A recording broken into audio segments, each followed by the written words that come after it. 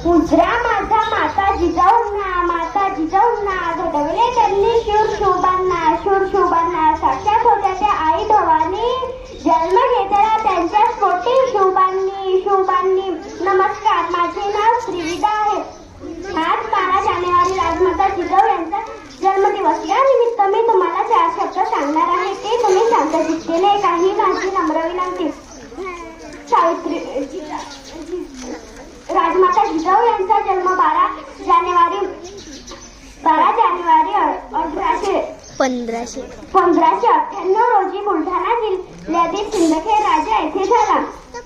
त्यांच्या वडिलांचे नाव लखुजीराव जाधव व आईचे नाव महाळसाबाई उर्फ गिरजाबाई असे होते.